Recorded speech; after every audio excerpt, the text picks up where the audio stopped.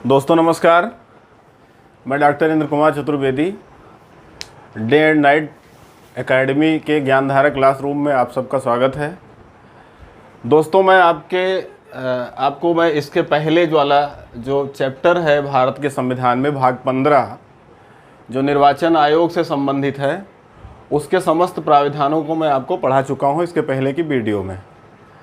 आज ये जो बचा हुआ भाग है उसका मैं उसको पूरा कर रहा हूँ इस वीडियो में, और आप हमारे साथ बने रहिए।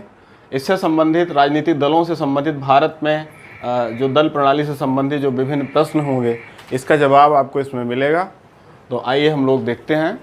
भारत में राजनीतिक दल ये चैप्टर का नाम है, और आपको मैं सबसे पहले ये बताऊंगा कि भारत में दल प्रणाली किस तरह की है। तो अगर हम पूरी दुनिया की बात करें तो पूरी दुनिया के समस्त लोकतांत्रिक देशों का अध्ययन करने के बाद में आपको मिलेगा कि दल प्रणाली 3 प्रकार की है। एक तो साम्यवादी देशों में जैसे कि रूस है, या इसके पहले सोवियत संघ था, जैसे कि चीन है। ऐसे देशों में एक दलीय शासन प्रणाली है और वहाँ पर साम्यवादी दल ही एकमात्र दल है, उसी की सत्ता बनी रहती है हमेशा। यद्यपि उसमें चुनाव का प्राविधान है, प्रत्येक 5 साल पर या 6 साल पर चुनाव का प्राविधान है, लेकिन दल एक ही है वहाँ पर, दूसरे दल का अस्तित्व तो नहीं है। और ऐसा संवैधानिक प्राविधान भी वहाँ पर है कि दूसरे दल को वहाँ पर नहीं रहने दिया जाएगा। दूसरा यह है कि द्विदलीय प्रणाली है। द्विदलीय प्रणाली जो अमेरिका में और ब्रिटेन में प्रचलित है, जहाँ पर केवल 2 ही राजनीतिक दल आपको देखने को मिलेंगे और सत्ता बारी बारी से उन्हीं राजनीतिक दलों के बीच में परिवर्तित होती रहती है। और इसी तरह से एक तीसरा जो दल आपको पूरे विश्व में मिलेगा वो मिलेगा बहुदलीय शासन प्रणाली, जहाँ पर एक से अधिक दल बहुदलीय शासन या बहुदलीय शासन प्रणाली, ये जहाँ पर बहुत सारे दल अस्तित्व में एक साथ रहते हैं और जो सत्ता का संघर्ष होता है, सत्ता प्राप्ति के संघर्ष में सारे दल भाग लेते हैं, ज़रूरत पड़ने पर आपस में गठबंधन भी करते रहते हैं। तो इस तरह की शासन व्यवस्था, ये शासन व्यवस्था भारत सहित फ्रांस, ऑस्ट्रेलिया, इन प्रमुख लोकतांत्रिक देशों में ये प्रचलित है, बहुत सारे देशों में। और आज मैं भारत में दल प्रणाली की बात करूंगा आपसे। तो सबसे पहले आपको ये जानना है कि भारत में राजनीतिक दलों का पंजीकरण कौन करता है और किस आधार पर करता है। तो भारत में राजनीतिक दलों का पंजीकरण, ये पंजीकरण का काम चुनाव आयोग के द्वारा किया जाता है, जिसकी चर्चा मैं आपको पिछले वीडियो में कर चुका हूँ।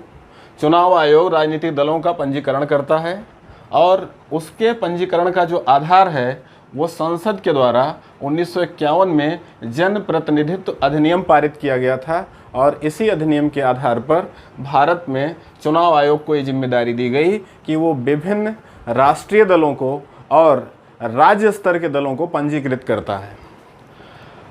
इसके साथ साथ न केवल चुनाव आयोग पंजीकृत करता है, बल्कि उससे संबंधित आचार संहिता, चुनाव से संबंधित आचार संहिता बनाना और दलों को चुनाव चिन्हों का आवंटन करना, और ये सारे कार्य किसी राज्य स्तरीय दल को जो है राष्ट्रीय दल में कन्वर्ट करना, ये सब सारे कार्य चुनाव आयोग के द्वारा किए जाते हैं। अब थोड़ा सा और आगे आप बढ़ेंगे। जब संविधान शुरू हुआ था तो आप सबको ये पता होना चाहिए कि उस समय राजनीतिक दलों से संबंधित कोई प्रावधान संविधान में नहीं था। संविधान में दलों को संवैधानिक दर्जा पहली बार तब प्राप्त हुआ जब संविधान में एक संशोधन किया गया, 52वां संशोधन। और इस 52वें संशोधन 1985 के द्वारा ही संविधान में एक नई अनुसूची जोड़ी गई, जिसको हम 10वीं अनुसूची के नाम से जानते हैं। और इसी 10वीं अनुसूची के आधार पर, इस संविधान में 10वीं अनुसूची के आधार पर संविधान में जो है दल प्रणाली यानी दल संबंधी प्राविधान डाला गया। और इस अनुसूची में दल बदल को रोकने के लिए भी प्राविधान किया गया। यानी दल प्रणाली, उनको पंजीकरण करने का क्या तरीका है, और एक दल का जो व्यक्ति है अगर चुनाव जीतता है, दूसरे दल में जाता है, तो फिर उसको जो है उसकी सदस्यता को समाप्त कर दिया जाएगा, अर्थात दल परिवर्तन को रोकने का प्रयास किया गया है। तो इस जो है 10वीं अनुसूची में ये दल बदल संबंधी प्राविधान भी रखे गए हैं। तो दल बदल को निषेध किया गया, और इसी समय जब दल बदल को निषेध किया गया तभी दल से संबंधित प्राविधान पहली बार संविधान में डाला गया। तो कभी ये क्वेश्चन आ सकता है कि भारत में राजनीतिक दलों को संवैधानिक दर्जा कब प्राप्त हुई? तो ये प्राप्त हुई है 52वें संविधान संशोधन 1985 के द्वारा। और किस अनुसूची के आधार पर? 10वीं अनुसूची के आधार पर। तो ये दोस्तों ये पूरा होता है। इसके बाद थोड़ा सा हम और आगे बढ़ते हैं और मैं आपको बताऊंगा कि वर्तमान समय में राजनीतिक दलों की संख्या कितनी है और ये दल, उसमें से राष्ट्रीय दल कौन कौन से हैं। ये क्वेश्चन बार बार पूछा जाता है सिविल सर्विस एग्ज़ाम में। तो ये क्वेश्चन, इसका जवाब आपको इसमें मिलेगा। कहाँ थे? एक मिनट रुक। तो अगर हम भारत में राजनीतिक दलों की बात करें वर्तमान में, तो इस समय राष्ट्रीय राजनीतिक दलों की संख्या 8 है। कुल 8 राजनीतिक दल ऐसे हैं जो राष्ट्रीय राजनीतिक दल हैं, और लगभग 49 के आसपास ऐसे राजनीतिक दल हैं जो किसी राज्य में मान्यता प्राप्त दल हैं। इनकी मान्यता का पैमाना क्या है, कब कोई दल राष्ट्रीय दल बनता है और कब कोई दल राज्य स्तर पर का दल बनता है, क्षेत्रीय दल बनता है, इस संबंध में अभी मैं आगे बता रहा हूं।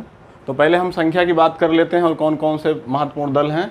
तो ये दल, पहला जो दल है राष्ट्रीय स्तर पर है वो है भारतीय राष्ट्रीय कांग्रेस। 1885 में जो स्थापित हुई थी, इतिहास में बहुत नाम है इसका, और ए.ओ. ह्यूम इसके संस्थापक हैं। अगर हम चुनाव चिन्ह की बात करें तो आप सब जानते हैं, हाथ का पंजा चुनाव चिन्ह है इसका। और जो दूसरी राष्ट्रीय पार्टी है वो है भारतीय कम्युनिस्ट पार्टी। 1920 में स्थापित हुई थी ताशकंद में M.N. राय के द्वारा, और हंसिया वाली इसका प्रसिद्ध चुनाव निशान है। और जो तीसरी राष्ट्रीय दल है वो है मार्क्सवादी कम्युनिस्ट पार्टी, जो 1964 में इसी दल से निकल करके फूट के आधार पर एक दूसरा दल बना था। डांगे, E.S.A. डांगे इसके संस्थापक हैं, और उन्हीं के साथ में ज्योति बसु, नाम आप लोगों ने सुना होगा, ज्योति बसु,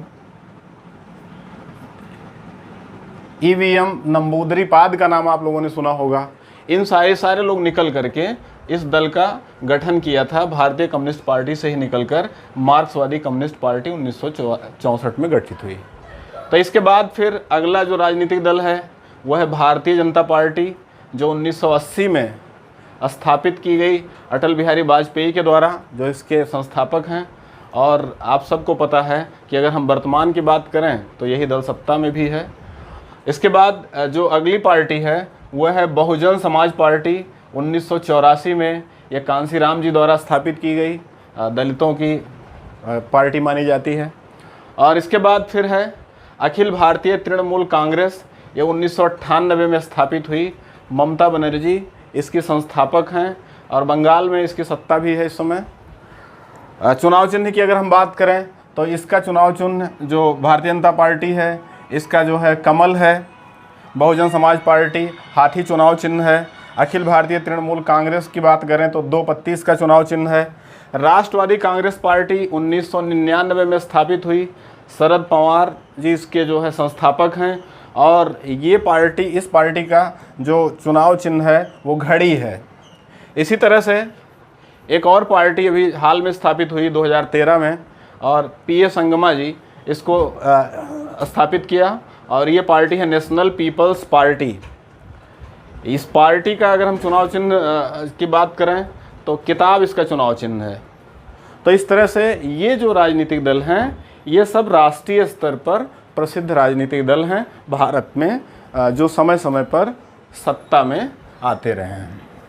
अब मैं बात करूंगा कि क्षेत्रीय दल, क्योंकि क्षेत्रीय दलों की एक लंबी लिस्ट है, तो मैं यहाँ उसकी जो है लिस्ट की बात तो नहीं करूँगा, लेकिन क्षेत्रीय दलों में जो प्रमुख दल हैं उसमें आप सब लोग जानते हैं। अगर हम उत्तर प्रदेश की बात करते हैं तो समाजवादी दल, और ऐसे ही अगर हम बात करते हैं अन्य राज्यों में तो जैसे महाराष्ट्र की बात करते हैं तो महाराष्ट्र में शिवसेना है, और ऐसे ही जो है कई राज्यों में अलग अलग दल हैं, मैं उसके डिटेल में नहीं जाना चाहता हूँ। मैं अब चर्चा करूँगा कि कोई दल क्षेत्रीय दल से राष्ट्रीय दल कैसे बनता है, किन आधारों पे बनता है और उसके लिए क्या क्या आवश्यक है, अनिवार्यताएँ क्या हैं, तो ये मैं इसकी बात करूँगा। तो पहली बात ये आपको पता होना चाहिए कि अगर राष्ट्रीय दल किसी दल को घोषित किया जाना है तो उसके लिए आवश्यक है कि वह 3 शर्तों में से कोई एक शर्त पूरी करता हो।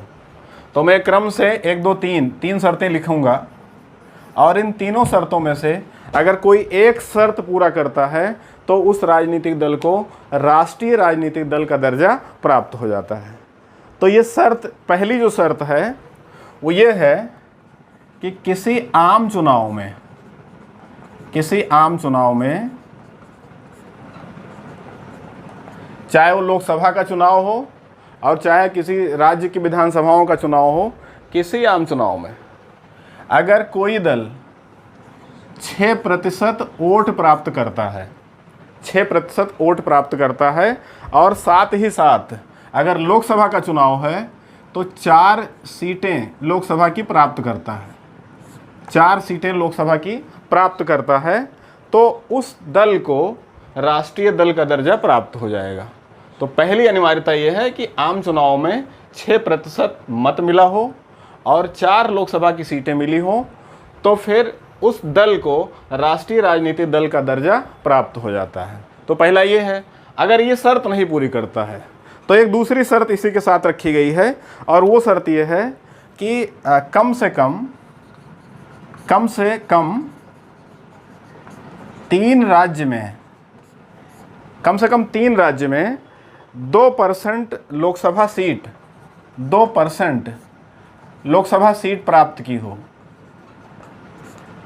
यानी 3 राज्य में 2%, यानी लोकसभा की सीट जितनी है उस राज्य में, उस परसेंट में से 2% सीट प्राप्त किया हो 3 राज्यों को मिला करके, तो फिर ऐसे किसी राजनीतिक दल को भी राष्ट्रीय दल का दर्जा मिल सकता है।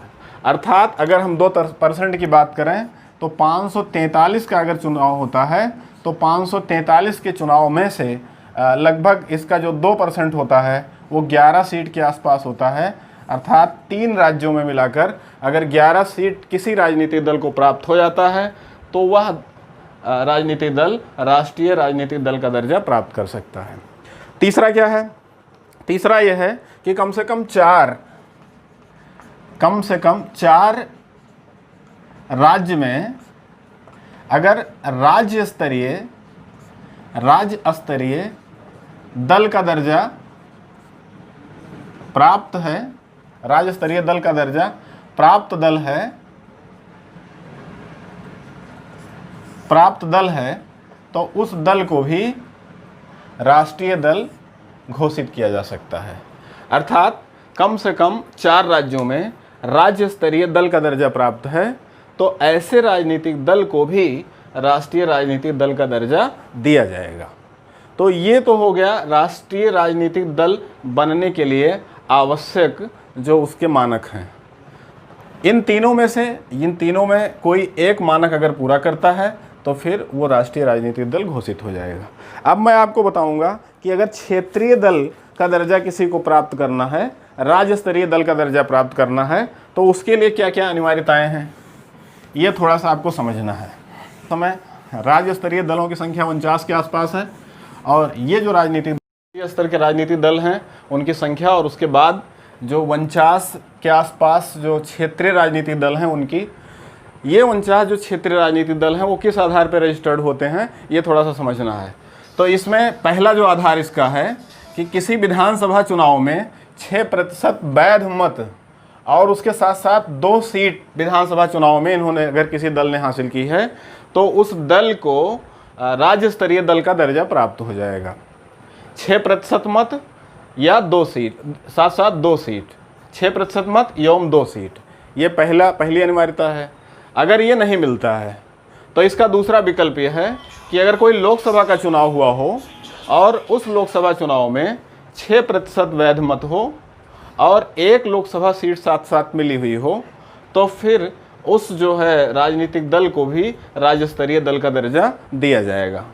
और ये भी अगर औपचारिकता पूरी नहीं होती है तो तीसरा है, किसी राज्य विधानसभा चुनाव में कुल वैध मत का 8% मत मिल जाए, भले कोई सीट ना मिले, तो वोट परसेंट के आधार पर उस दल को राजनीतिक दल का दर्जा प्राप्त हो जाएगा। तो इन तीनों में से कोई एक शर्त अगर पूरा किया जाता है तो फिर वो राजनीतिक दल राज्य स्तरीय दर्जा प्राप्त कर पाएगा। इसके साथ साथ में फिर हम थोड़ा सा बात करेंगे दल बदल कानून जो स्थापित किया गया। अगर एक दल से कोई चुनाव जीत जाता है, कोई सदस्य चुनाव जीतता है, तो फिर चुनाव जीतने के बाद में अगर दूसरे दल में वो चला जाता है तो फिर उसकी सदस्यता समाप्त हो जाती है। और वो जो दल बदल कानून है उसका मैं थोड़ा सा जिक्र करूँगा। तो ये कानून पहले मूल संविधान में ना तो इसका कोई जिक्र था और ना ऐसी कोई बात थी। जो राजनीतिक दल होते थे वही जो है अनुशासनिक कार्यवाही करते हुए और उस व्यक्ति को निष्कासित करते थे जो दल बदल करता था। संविधान में इस संबंध में कोई प्रावधान मूल संविधान में नहीं था। पहली बार इस संबंध में जो प्रावधान हुआ वो हुआ 52वें संशोधन के द्वारा। और इस संशोधन में 1985 में पहली बार राजनीतिक दलों को मान्यता देते हुए और एक संशोधन किया गया कि इसमें अगर कोई राजनीतिक दल चुनाव जीतने के बाद में दूसरे राजनीतिक दलों में चला जाता है तो उसकी सदस्यता समाप्त हो जाएगी। अर्थात ऐसा नहीं हो सकता कि किसी चुनाव चिन्ह पर कोई व्यक्ति उम्मीदवार के रूप में भाग लिया हो, चुनाव जीता हो और जीतने के बाद में किसी दूसरे पार्टी में चला जाए, सत्ता के लालच में चला जाए या वैसे ही चला जाए, तो ऐसा अब नहीं हो सकता है। ये 1985 से दल बदल का प्रतिषेध कर दिया गया है।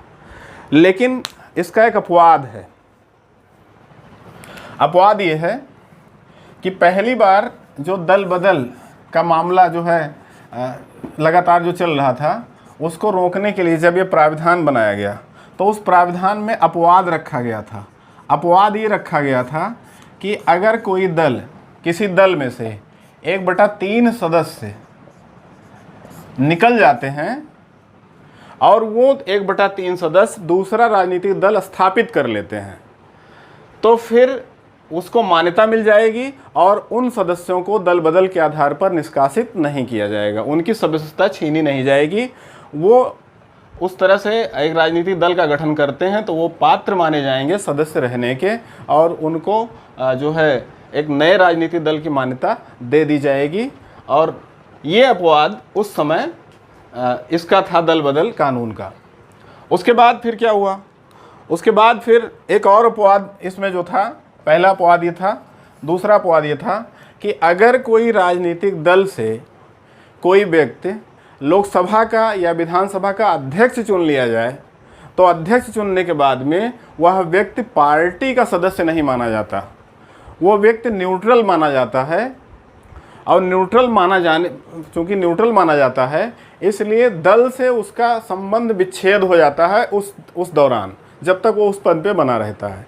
तो फिर ऐसे व्यक्ति की भी सदस्यता नहीं छीनी जा सकती क्योंकि ये माना जाता है कि उसने दल परिवर्तन नहीं किया है, केवल दल से दूरी बनाई है। तो इस तरह से ये 2 अपवाद थे और इन 2 अपवाद के आधार पर कोई व्यक्ति दल बदल कानून दल बदल कानून के अंतर्गत दोषी नहीं माना जाता था। तो ये 2 अपवाद थे। लेकिन दल बदल ये जो अपवाद था, पहला अपवाद जो था, ये अपवाद समाप्त कर दिया गया जब 91वां संशोधन किया गया संविधान में। संविधान में जब 91वां संशोधन 2003 में किया गया तो फिर पहला जो अपवाद था कि 1/3 सदस्य अगर दूसरी पार्टी बना लेते हैं तो दल बदल कानून के दोषी नहीं माने जाएंगे, ये प्राविधान समाप्त कर दिया गया। और वर्तमान समय में स्थिति ये हो गई कि आज की तारीख में अगर कोई भी व्यक्ति और एक समूह बनाकर 1/3, 2/3 या आधी संख्या भी अगर किसी दल से अलग हो जाती है तो भी वो दल बदल कानून का दोषी माना जाएगा और उसकी सदस्यता समाप्त हो जाएगी। यानी वर्तमान समय में ऐसा कोई प्रावधान नहीं है दल बदल करने का। एक दल से जीता हुआ व्यक्ति दूसरे दल में नहीं जा सकता, ना दूसरी कोई पार्टी बना सकता। अगर बनाता भी है तो उसे जो है दल बदल कानून का दोषी माना जाएगा और उसको मान्यता नहीं दी जाएगी। तो इस तरह से ये जो कानून है दल बदल कानून, इसने जो है दल परिवर्तन को अस्थायी रूप से लगभग रोक दिया है। अब कोई व्यक्ति अगर दल बदलना चाहता है तो फिर उसको दूसरे दल में जाने के बाद नए सिरे से चुनाव का सामना करना पड़ेगा, जीत करके ही दूसरे बैनर से तभी वो उस पार्टी में रह सकता है। तो आज का वीडियो यहीं पे मैं समाप्त करता हूँ, और इससे रिलेटेड क्वेश्चन जो है वो कमेंट में आप हमको बताइएगा। मैं उस प्रश्न का जवाब आपको उसी जो है चैनल के माध्यम से दे दूँगा। धन्यवाद।